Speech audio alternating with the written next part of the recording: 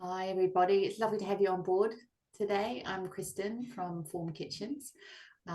With me today, I've got Sina, I've got Dorothy, both senior designers at Form Kitchens, and we are here to talk to you about kitchen space planning and layout. So it's a Q&A session, so the floor is yours. So please do send your messages through. There's a chat function and a Q&A function. So my role will be to field the questions to Sina and to Dorothy.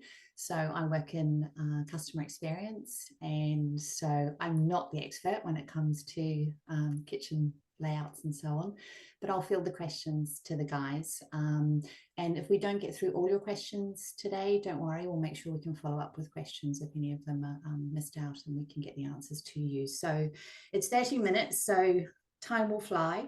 So I think I should just get started and start looking at some of those questions that are coming through. So Sina, I'm going to send this one in your direction, and it's about how you test drive layouts, how you make sure that you feel that you've got the right design for your space. So this person's, oops, losing my earplugs. This person is saying, how do I explore, how do I test drive my layouts? What would you suggest? Sure. I think the important thing to think about throughout the process is how you like to use your space, whether, how you cook or whether you like to entertain, um, or other things like that. Just the day-to-day ways that you use your kitchen currently that maybe aren't working for you and work through that. So we like to think through things like how do you bring in your groceries and where do you put them to load them into the fridge? Kind of work through the whole process of cooking. Um, and then like what's next from there? Maybe the sink is nearby. So when we work through a design, that's one of the things we like to do is envision how you're going to move from each process to the next process. Um, and then another idea that comes up is in the process, let's say, hey, you've already done demo or you have an open space. A lot of people like to actually tape out the footprint of the prospective kitchen and the layout, to get a feel for how that feels, kind of the distance between things and how much movement there is from fridge to sink to stove, to dishwasher or the trash. So those are kind of the two main ways that I like to think about it, both just visualizing and walking through step by step the process, and then two, just trying to like box out those spaces. So yeah, that's my take on it. That's really good. And actually, that lines up with another question that's come in, just thinking about if you haven't even got a space yet. So if it is a new build or it's under construction. So Dorothy, I don't know if you've got any thoughts on kind of how do you tackle it when there is no space yet? Yeah, I mean, definitely pen to paper is a good solution there. And we like to create space planning charts or zone kind of bubble charts, is a great way, and it doesn't have to look good. It just, start kind of scribbling down ideas, and definitely, coming to us and coming to experts, and let us help you kind of start creating those schematics. Typically I would say how early is too early. Maybe you want to own the property. A lot of people get really excited, and I think kitchens is one of the things we all get really excited about. So, you start kind of looking at listings, and maybe that's not a good time. You want to have access to the space too, so you can start kind of understanding feasibility things. But yeah, definitely, yeah, sketching is a great way to start the process. Makes sense. And I think you've inspired another question, Dorothy. So I'll pass this one back to you as well. It's relating to sort of how soon is too soon to talk to someone at Form, for instance. So if someone, let's say they did have the keys to the property and they did have access to it, is there a benefit on jumping on a call with one of you guys or one of the other designers? Yeah, definitely. I don't think that there really is a too soon in that regard. And, I think kitchens set the interior kind of design so much and the tone for the whole home. And, we can get started, and the design process is the evolution of it can take some time. I mean, we can move fast, but also it's nice to have that time. Especially, if you're in a position where walls are going to be opened up and services can be moved around, to let us help you with that, and those those decisions in the process. And, you know, we can always work through the design and then hold the order and kind of pull the trigger when needed to kind of time that delivery to when you might need that from a construction point of view. So we have that capability as well. So, you know, definitely keys in hand, but then, you know, can get cracking right away. Perfect, beginning to end. Apparently my sound is not great, so I'm going to speak a little louder. So apologies if anyone can't hear what I'm saying. It's the classic one for you guys, Sina. I'm going to head this in your direction. It's about the working triangle. So someone asking, can you tell me a little bit more about the working triangle? You know, is it still used? How do you apply it? Absolutely, yeah. The working triangle is a concept about how to organize the space and really the appliances and functional elements of the kitchen. So the triangle is between your refrigerator, your sink, and your stove. And the theory is that having those in a triangular orientation allows the most convenience for working between those three things, and also not like bumping into each other when you're working. You know, if multiple people are, let's say, working at the kitchen or the sink and the stove. So it's a ideal scenario. Sometimes it's not possible, but generally it's something that comes into play in a lot of the designs that we work on. At the same time, it's like I said, it's not always feasible. Whether it's a matter of, you know, plumbing and electrical locations or just the space that's available. We definitely see linear kitchens where everything is just along the wall, and that's totally okay. We can usually make it work. To our earlier topic, it's still just about thinking through that kind of sequence of events, or just how you're going to flow from one task to the next and really utilize that space. So not a necessity, but a nice feature to help ensure that there's appropriate or a space around you at each of those three appliances. Makes sense. So it's still alive and kicking as a concept then, and useful for discussing things with the designer. 100%. In all things, it's all about context. Nothing is there are no hard and fast rules. It's always about kind of understanding the limitations or the parameters of the space, budget, and existing conditions. Brilliant, brilliant. And actually, another thing that that kind of relates to that, someone's asking about vertical storage. So I guess I was thinking about the triangle and kind of workflow being horizontal. But in terms of space planning, are there guidelines for people thinking about, apart from obviously the actual ceiling height, are there guidelines in terms of how to make the most of vertical space, or how to plan and think in the vertical plane? Yeah, there are. I think, and Dorothy, you can also take, you know, give your thoughts on this. I think it really comes into things like, one thing is, hey, is everyone in the family short or tall? Maybe that might impact things. But when it comes to both counter heights and upper cabinet or shelving heights, one of the things we think about a lot is just what makes sense for the people that are going to be using the space, but also maybe things like windows, how much light there is. So we want to make sure things aren't too high. We also, though, we do have features, upgrade features that allow you to pull the contents of your upper cabinet down to a more easily accessible space. So sometimes maybe there's a window in the way and you really have to put that cabinet up high, or maybe the aesthetic requirements or the aesthetic goals maybe ask for taller kind of installation of cabinets. The other thing when it comes to the levels or the heights of things might be the countertop height. And so some people with our modular system, some people like a taller counter. You know, the standard is 36 inches above the floor, but some people like it a little bit taller, or maybe a little bit shorter. Maybe there's, you know, need for handicap accessibility, so you need that 34-inch countertop height.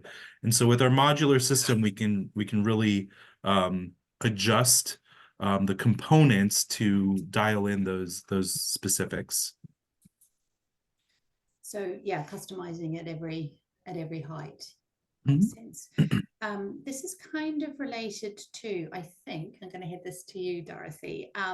So there's this trend towards less wall cabinets, wall uppers, and so this person is wondering, is there a sort of smart way to get that look where it feels light and open at the top, but make sure there's tons of storage everywhere else? Yeah, for sure. And I mean, that could be, the open shelf concept is definitely alive and well. And, where is it placed that it's most accessible and functional for you? And, typically we could do that around sinks, over dishwashers, where perhaps you're storing your everyday glassware and plateware, enough for that use for your family's immediate needs. But then you would have drawers below where you're kind of keeping the larger assortment of your stuff. So you kind of have that balance between open, easy to grab, but then still always have those cupboards and storage facilities where you're putting things away. So, exactly to the question, always thinking about that balance. To tag on to Sina's question about the height, as we can go up, our system is modular, so we can build levels of cabinets. Those uppers are really for long-term storage. So is it for those, Thanksgiving plates that you need to pull out once a year? So, understanding how each homeowner, client, how everyone uses their space, what their inventory looks like, how much of what they have and when they use it is also a really important part of space planning and those initial conversations that we're having so that we can best plan for the space and how it's going to be used.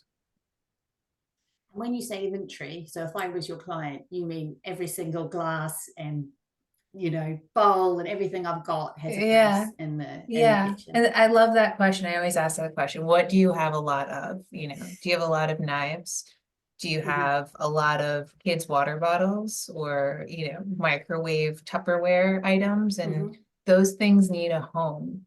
And they need to be placed conveniently next to your sink or under the microwave. And we have accessories that can go inside the cabinets that also help organize those items. So I always try to start inventorying what those items are up front. Yeah, I'll add in there on the sometimes as we go through the design process, we have homeowners who will take that time, maybe we have an initial layout and take the time to think through where everything's going to go and maybe write in like this cabinet's going to have the plates and the silverware, this other cabinet we need a drawer for the Tupperware, for the pots and pans or whatever it may be. And so even just to the first point that Dorothy made about writing and scribbling down, going through that exercise can be another way to make sure you're covering your storage needs for everything. And in fact, in chapter 4 of our handbook, we'll send a link to you guys after this, but there's some templates for you to work through that as well. Actually, another one for Sina, I'm going to send to you. Now I've just lost it. Where's it gone? Sorry, guys. Here we go.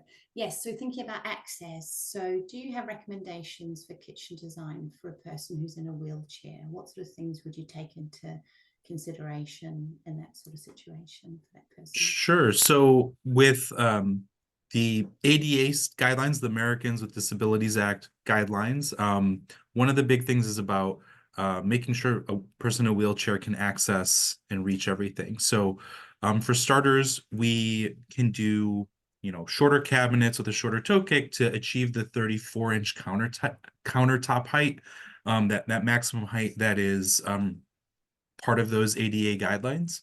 So that's usually step one, is just achieving that countertop height. We can also look at things like how high we locate the upper cabinets and that accessory I mentioned earlier, like a pull down that brings those contents of the upper cabinets down to more accessible height. We also have a sink cabinet option for a roll under configuration. So instead of there being kind of swing doors in the way, it's a little short panel and something that covers the pipes to protect knees as part of these ADA guidelines to protect your knees or feet from touching any like hot pipes. So we do have a cabinet for the sink in that capacity. And then otherwise it's just kind of about thinking through similar to these earlier questions or earlier topics of where does everything go so that it's in a convenient location. It's otherwise no different. Just thinking through that kind of the sequence of events and where things should be located in a way that makes sense. Fantastic. Thanks, Sina. Mm-hmm. Changing tack to display. So I'll head this your way, Dorothy. Any creative ideas on how to display fruit, produce without taking up counter space? Yeah, so actually one of my favorite kind of another internal accessory we have is this built-in pantry box. So it's inside of a drawer, so it's a little less of something that's actually on display, like on a shelf or something like that. But you actually pull it out, and then it has a cover, and it kind of does a nice job of creating kind of a environment that's great for fruits and avocados and things like that. So that's kind of the first thing that comes to mind that I always recommend if people have those needs, especially coming into the summer weather, fruit flies and whatnot. So it's kind of a great little accessory that we offer. It's quite popular, isn't it? Almost the pantry idea where you can see things and have it eat within reach. So we get a lot of that. I've got two here that are kind of combined about appliances, Sina. So I'm going to come back to you. Do you help choose appliances that need new fronts? And also, how do we approach appliances in general? Can we support people with how they work in spaces? Sure. So we have a couple tools at our disposal when it comes to appliances and finding appliances for your project.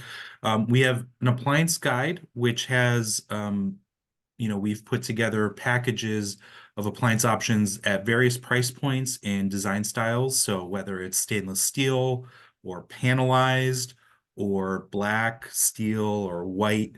So we have these packages that, with you've got your, dishwasher, fridge, stove, hoods, and as well as other kind of, appliances that aren't necessarily in every kitchen, like beverage centers, for example. So that's a resource that's available to help with those selections, things we found that work well with our cabinets. And then we also have partnerships with two appliance companies, Genair and Gaggenau. So we can offer, discounts with their products, and so that's another route to go with making kind of those that can help with those selections. But generally, we most commonly are dealing with appliances that have already been selected or maybe are already existing in the space that are being repurposed. And with every project, we're going to review appliance models, the make and model, the specifications, and ensure that they're going to fit within the cabinets and the design that we develop together. So we're always confirming that, and then even after we confirm it, the factory will also reconfirm it.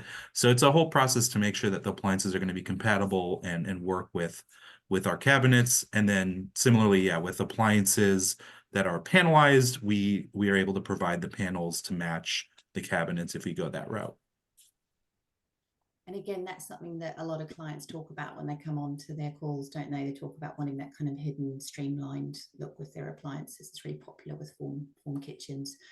Another question here actually about 3D visuals and renders. So a person wondering, so after we design the kitchen, do we provide renders so the client can see what the kitchen will look like? Oh, sorry. Should I give that to Dorothy? I just sort of shot that out there. Sorry.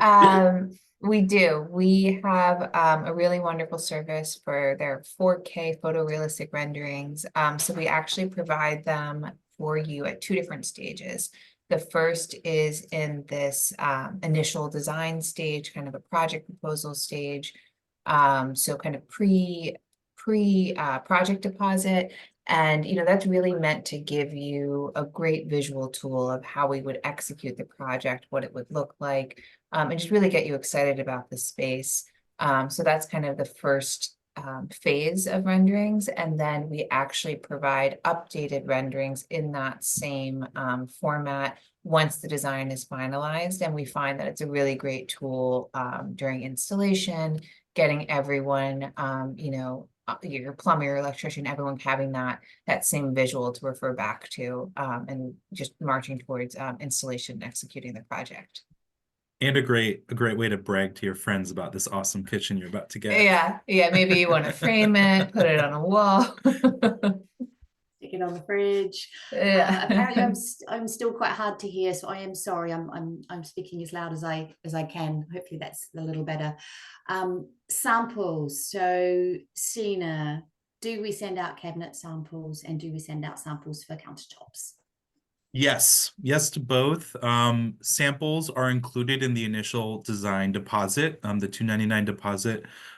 We include 3 samples, and those get delivered directly to your door. 12 by 15, 12 inches by 15 inches, cabinet front. So it gets a good sense of the look and the feel. A great way to test out that visual, in person and in the space, presuming it's an existing space.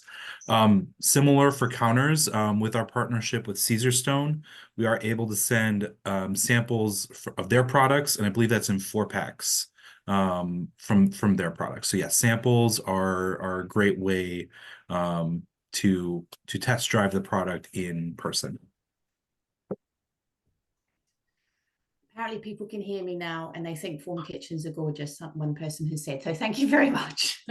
Keep shouting if I'm disappearing. Okay, a couple more. They're coming in quite quickly now. Okay, islands, a couple of ones on islands. So do we have this for you, Dorothy? Do you have any options for movable kitchen islands? That's a great question. We do get that. We have gotten that in the past, not within our assortment.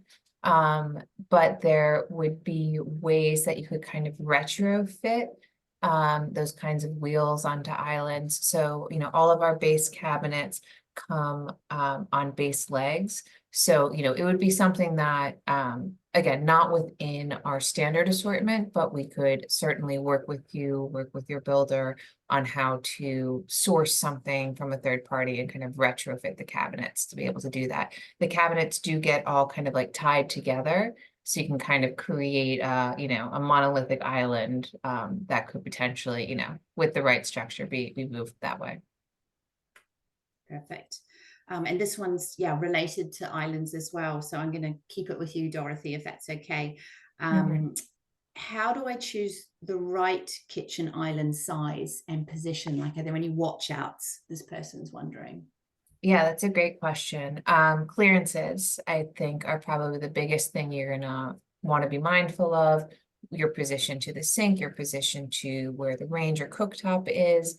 We're going to want to ask you, obviously, given, what the footprint and the layout of the space is, how many people are kind of typically working in that kitchen? Are there 2 people in there? A lot of the times you might want a 42-inch clearance around the island.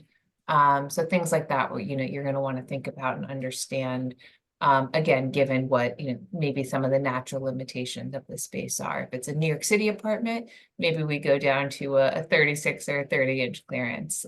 You want to be mindful of appliance positions, making sure the fridge is not being blocked by the island. The dishwasher has full, door clearance, and not being blocked by the island. So all those things need to be kind of thought about and accounted for. Great. Another one here actually it's a little bit like someone asked right at the beginning about almost having no space. So I'm going to read it out. My kitchen has been gutted and now I have a huge open space. Do you take into consideration the entire room? I'm going to push this towards you, Sina. Do you take consideration do you take in consideration the entire room when you provide the design? I already have an architectural plan, but I'm not committed to it and would like another vision. Well, it's a great question. I think we always like to consider the whole space. I think it's an important consideration, especially if it's an open space, right? If your kitchen opens directly into the living room or the dining room, it's important to be aware of where that dining table is going to go so that we're not encroaching into that too much. So yes, the short answer is yes. When it comes to you know, other spaces of the house, that's another element. We do provide cabinetry for bathrooms, media walls, closets, pantries, etc. So sometimes that even means we are going to do cabinetry for that second room as well. Yes, we do. This one's about pricing and thinking about when someone would have a good feeling for what the price would be for their kitchen. So it says, look at your website. I see a pretty simple 4-step process. At what step would you clarify the price for the cabinet package? Well, I can jump in. The initial consultation will definitely start with kind of estimates or ballpark numbers depending on various factors. It can range. So at the early stages, we're starting with kind of ballpark ideas, a sense of scale of cost, let's say. Once we move though forward with an initial design, the $299 deposit, we're going to have a very good sense of that price. So, might adjust a little bit as we move through revisions, but really that initial design, we're going to have a really solid number, not a range, but a specific number. And that's when we got a good sense. And then as we move past that step into the second deposit, the 1999 project deposit, as we move forward, we'll be able to get you then, line item to the penny total cost. So every revision we make, we're updating that. So it's, very transparent and clear to see, how those adjustments maybe impact the cost. So yeah. Brilliant. And someone else was asking about price as well. And I think something that all the designers say to customers is to jump on that call, because there's a lot of variables that define that price. Literally the space that you have, how large you want the kitchen to be within that. Are you going all the way to the ceiling or not? There's a lot of factors, and also there's a lot of internal things as well that impact. So what sort of features do you want inside those drawers that impact the cost? So it is free to jump on a call with a designer and really start that process to get a sense of as Sina said, a ballpark price. A couple more questions. In fact, this will be the last one, I think, because I've just realized we're getting quite close to the half hour. It's one, maybe there's one for both of you, so maybe you've got a couple each that you can come up with, but it's a question about common layout mistakes. So things that I know, one that I heard last week, which was someone had a kitchen from a previous retailer, and the hinges were opening the wrong way. So it's just one that was on the top of my mind. But have you seen any kind of layout or planning issues that you would always make sure that are rectified or drawn to attention for a customer? Yeah, I think the biggest one I've seen, and I'm a New Yorker, so probably I've seen the worst that's out there, but not being protective of workspaces around major work areas such as cooktops and sinks, and assuming that there's adequate space, allowing for there being workspace on either side of those kind of major areas, to have kind of as drop zones while you're working. Are super important. So that's always, I think it can be common. People will push a cooktop or a sink close to, say, like a refrigerator, and then you don't have a side to the left or a side to the right. So I think that's kind of a common one that I see. Yeah, that's actually the same issue I was going to say, because I've lived in that type of kitchen where the stove is right against the wall. You can't put the handles right. So that is a big one. I think another one that sometimes comes up is having the sink and the stove back to back, and not having much space. So just trying to come up with another one, but this is one where you don't, like, in plan, you're maybe like, oh, I want everything to align, the stove to be centered on the sink. But in reality, when, someone's cooking at the stove and then there's someone trying to wash dishes or wash produce maybe, then they kind of keep bumping into each other. Or things like that, the appliance clearances, maybe it's the dishwasher and the oven door, are back to back and they collide. So that's another thing that I like to think through is just like, and once again, this kind of ties back to the triangle where that prevents those kind of conflicts when you can kind of space things out a little bit. So, yeah. Brilliant. We're going to wrap up, folks. Thank you so much for joining us today. And thank you, Dorothy and Sina, for answering the questions. We're going to send an email out to each of you. And I can see there's a couple of questions that we haven't managed to get to, so we can follow those up with you directly. But we'll send an email. We have a copy of the recording on that. And please do jump on a call. It's never too soon, as Dorothy said. So jump on a call if you want to discuss your project with any of the team. Obviously, you've met Sina and Dorothy, so really appreciate you jumping on board. There's going to be more webinars. We're here for any questions, and it's been a delight to have your time this evening. Thank you. Thank you, everyone. Thank you.